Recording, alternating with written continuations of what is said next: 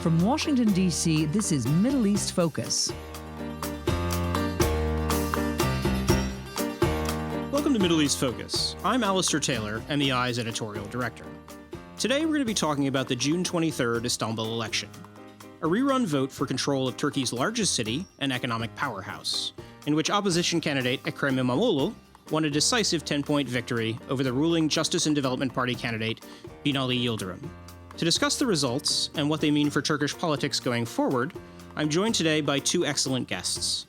Gonul, the director of MEI's Turkey program, and Unal Cevikoz, a former Turkish diplomat and member of parliament with the opposition Republican People's Party.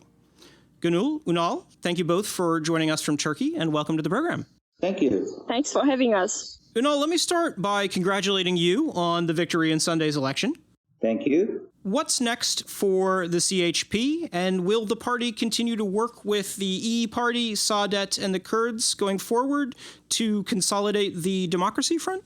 Certainly we will, because the elections have shown that there has been a very serious development in the Turkish politics recently. We realize that this is now a very wide democratic platform, and it is simply bringing together all the parties that you have mentioned. And after the election results were officially announced, Ekrem İmamoğlu and also Kemal Kılıçdaroğlu, the chairman of the Republican People's Party, they both emphasized the fact that, and first of all, of course, they thanked to all the voters without any discrimination, and naming all these parties that you have mentioned by name, and they extended their gratitude to those, which shows that this democratic platform is actually becoming very functional. I simply assume that there is now a new paradigm which is developing in Turkey. It is a kind of a paradigm which is those who are defending the democratic rights and freedoms and democracy versus those who are anti-democrats, illiberals,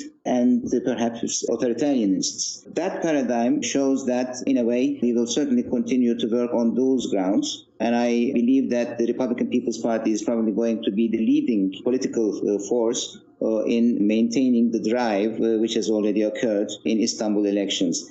This is important because Ekrem İmamoğlu has introduced a new dynamism into Turkish politics. He has made it very clear that he is looking for compromise and he is looking for a wider democratic unionist approach. That is something which is contradictory to what Erdogan's understanding and tactics have been so far. He has been always trying to polarize the politics in Turkey, and that is a new dynamism which has been brought into the Istanbul elections in Turkish politics. I think this is going to be very functional in the future, and we really count on that. How can the CHP build on the momentum from this victory, given that the next elections in Turkey aren't scheduled until 2023? Well, first of all, the democratic platform which has occurred in Istanbul is going to function certainly within the parameters of the municipality. You know that the majority is in the city council, in Istanbul Metropolitan City Council. The majority is still on AKP-MHP side, but there are also other parties which are being represented.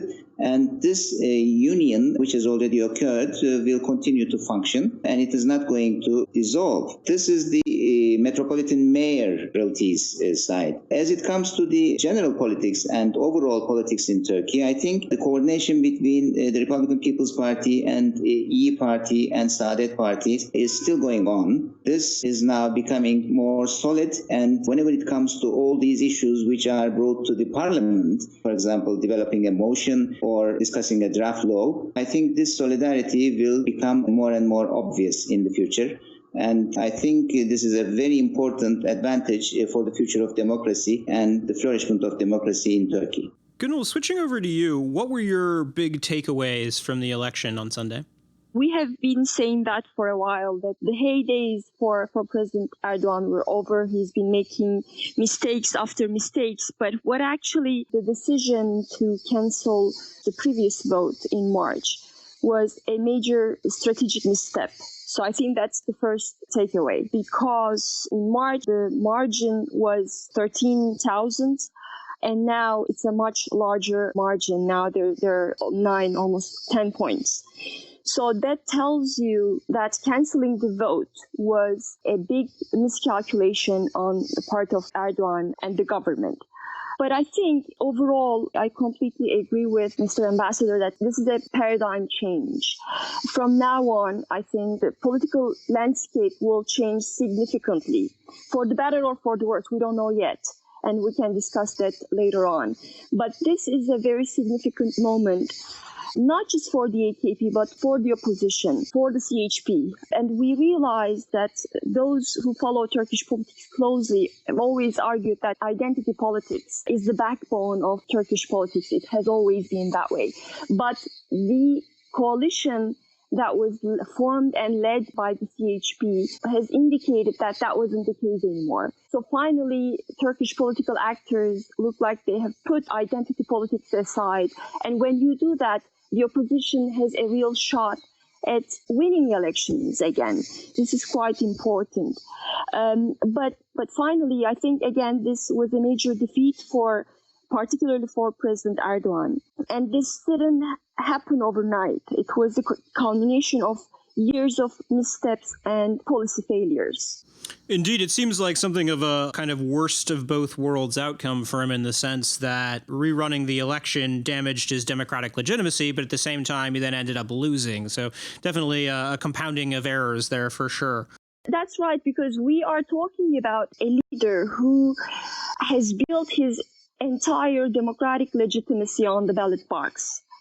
And meanwhile, he destroyed all other institutions and principles that are key to a functioning democracy. So a ballot box may be the only remaining pillar of Turkish politics. And yet he decided to cancel the previous vote in March. So that will further erode his democratic legitimacy. Gonul, what changed between March and June and caused the AKP to lose by so much this time around? Well, again, this didn't happen overnight. It was the culmination of years of missteps and policy failures. But I think the number one factor has been led to Sunday's results was the state of Turkish economy, which is officially in recession. Food prices have been soaring, unemployment is very high, and that's people's number one worry. So I think that was the most significant factor. And second, people are really, really tired of President Erdogan's divisive narrative. He led a very aggressive campaign before March elections. He accused the opposition for cooperating with quote-unquote terrorists. And the opposition led the fight against Erdogan with a strategy they called radical love. They pledged that they would embrace everyone, no matter what their ethnic, social, and political background. And it was, as we've seen on Sunday, that was very appealing to the people. And I think the third major mistake that was made was in the run-up to yesterday's vote. Again, the biggest mistake that Erdogan has made was canceling the previous vote.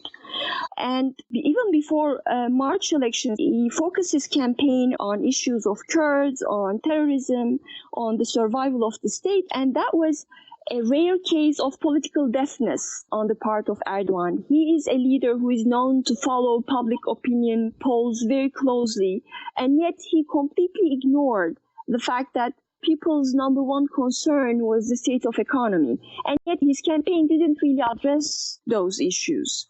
He led the campaign personally, and the opposition candidate Binali Yıldırım, he took the back seat, didn't say much before March elections, and the campaign certainly didn't touch on projects that are important to locals. So those were the mistakes that he made before March elections. And after March, obviously, canceling the election was the gravest mistake of all. But after March, the government completely changed its strategy. While attacking the Kurds before March elections, after March, they decided to court the Kurdish vote. And they did it in such a clumsy way. The candidate Binali Yıldırım, for instance, went to Diyarbakır. Diyarbakır is a Kurdish majority town, which is considered the spiritual capital of Turkey's Kurds. He delivered a talk there. He spoke in Kurdish. But the latest move by Erdogan was the ruling party released a letter.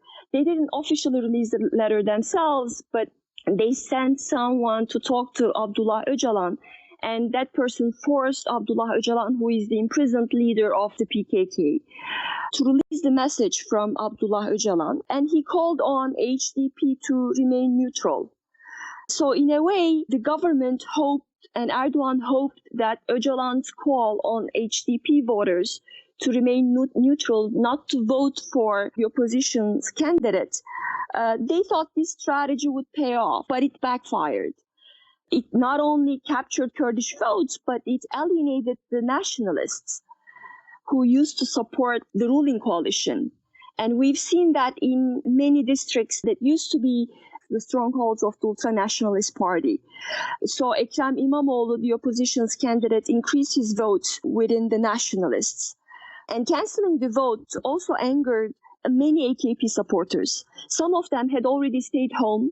They didn't go to the polls in March because they have been frustrated over the state of economy and the increasing authoritarianism and the messages that were sent to the voters after March elections signaled to them that the government did not have any intention to address all those concerns. So I think that's why we have seen an increase in support for Ekrem İmamoğlu in AKP strongholds, like Fatih, for instance. So I think because of all those mistakes, now the CHP and Ekrem İmamoğlu has a golden opportunity to rebuild the image of the party and maybe lead the country into 2023. Indeed, as somebody who's been watching Turkish politics for a long time myself, I was totally shocked that the CHP won Üsküdar by 10 points, which is kind of unheard of. But switching gears, Unal Bey, how worried are you now that İmamoğlu has won, that there will be legal challenges to him personally or the kind of potential for a government trusteeship, as we've seen in cities in the southeast in the past? That is a possibility, but before coming to that, I just want to mention Üsküdar's case specifically, because on the election day, I was on duty in Üsküdar, and I went to many polling stations, and I particularly chose those polling stations where the CHP votes were less than the AKP votes. But during the visits that I took to the polling stations, I felt that there was a very good participation. And most of the participants hailed my presence there, although I did not show that I am coming from a certain political party, but they probably knew me. And the sympathy and the reception that they showed to the voters themselves indicated that something was going to change. And when we realized that the results showed that there was such a big lead of the Republican People's Party's votes, that is about 32,000, which is enormous, and it is about 10%. We realized that, okay, if this happens in Üsküdar, then definitely there is a big difference between the two candidates in favor of İmamoğlu all over Istanbul. This is something that I want to underline. Üsküdar is a very specific case. As Gonul has mentioned, so is Fatih. To come back to your question, I think Erdogan has already congratulated Ekrem İmamoğlu, but I don't think that he is going to accept this very easily. The majority is still on the AKP-MHP side in the Metropolitan City Council, so probably they will continue to block the decision-making process whenever an offer or a proposal for a project comes from İmamoğlu and his team. They will try to put some hindrance to the development and acceptance of those projects. And there is also another possibility. Erdogan has mentioned that particularly before the election day, he said that there might be some court cases against İmamoğlu because of what has happened allegedly in Ordu at the VIP lounge. This is something that they may probably continue to work on. But I think the problem is AKP will have some hard time to digest that. Now, if this is going to happen, this is probably going to have another different effect on the future of Turkish politics. There are so many rumors that the preparation for a new political party is on its way.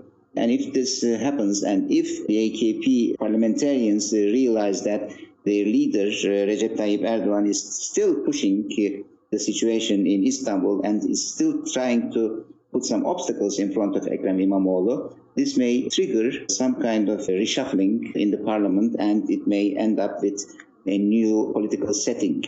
That is important. I agree with Gonul about the mistakes that have been tactically committed by AKP and Erdogan.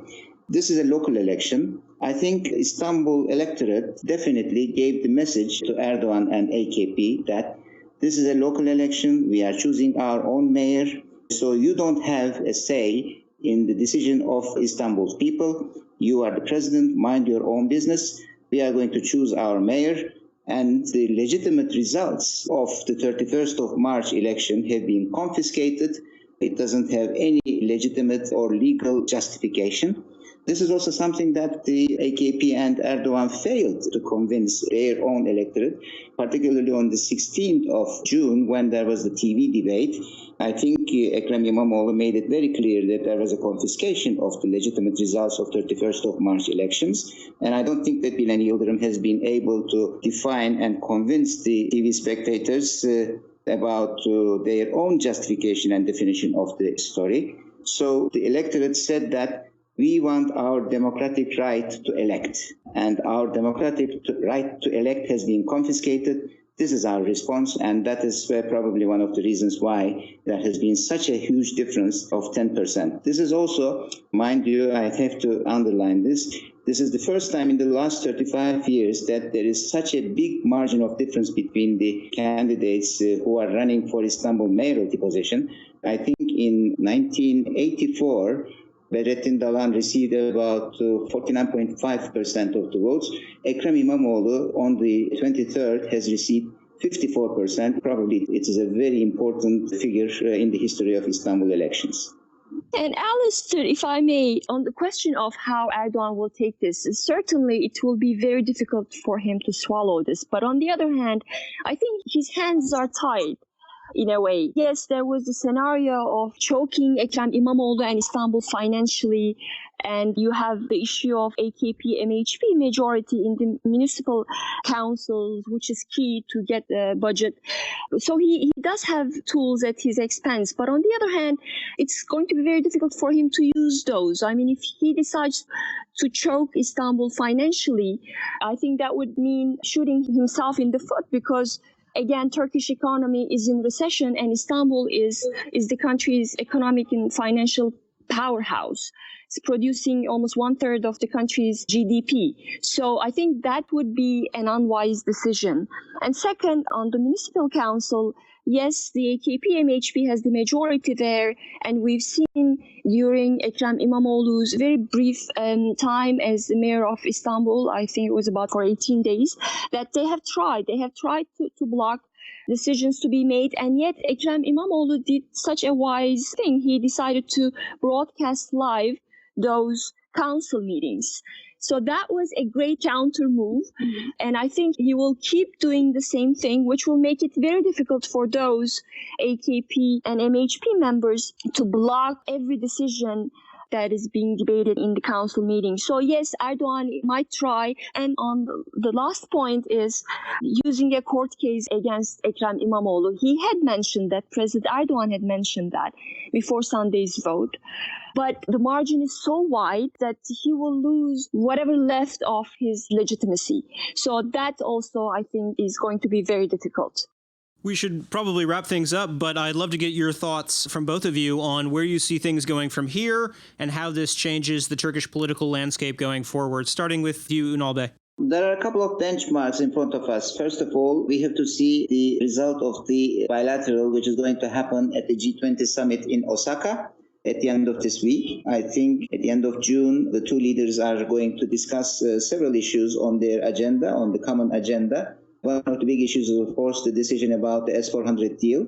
The procurement of S-400 from Russia is creating a big problem, and the Congress has made it very clear that this will simply leave Turkey out of the F-35 project. But not only that, the CAATSA sanctions are going to apply. And given the fact that the Turkish economy is in a very difficult transition, I think if sanctions start, then the economy will further deteriorate.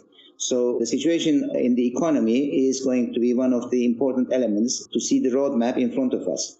Secondly, as a corollary to that, when the economic situation deteriorates, then the political setting is probably going to be affected because of that as well. I have already mentioned that there are some preparations for a new political party. These may gain momentum, and some suggest that the new political party may appear sometime in the autumn. If it happens, and if this leads to kind of a dissolution of the AKP, a couple of parliamentarians, for example, leaving AKP and registering in favor of the new political party, this may also change the arithmetics in the parliament. And if this happens, then Turkish politics is probably going to have some difficult time. I don't want to suggest that it is going to create some kind of a confrontation between the legislative body and the executive authoritarian presidency, but it may have some effect on the overall dynamics of the politics. So I think there are a couple of issues that we have to wait and see to measure what their effect on the future of Turkish politics could be. Gonul, how about you? Well, yeah, that's the major question now. So Erdogan is lost. What's next? Will Turkish politics shift from authoritarian populism to a more inclusive politics? That's the key question here. And I think it could go both ways. President Erdogan could either double down on repression or take measures to address economic problems and democratic backsliding. And I think one of the first litmus tests for that is going to be the ongoing Gezi trial. Gezi trial, in which 16 people are facing life imprisonment for allegedly organizing and financing 2013 Istanbul Gezi parks, began today. And those people, many of them are from Turkish civil society, and they're on dubious charges. So I think the court's decision will signal what will come next for Turkish politics. I'm afraid we're going to have to leave it there, but Gonul, Unal, thank you both for joining the program today. Thank you for having us. Thank you. And thank you as well to our audience for listening in and to our production team for their work on today's program. We will see all of you next week. This has been a presentation of the Middle East Institute. To support MEI's programs and podcasts, please donate at www.mei.edu. Thank you for your support.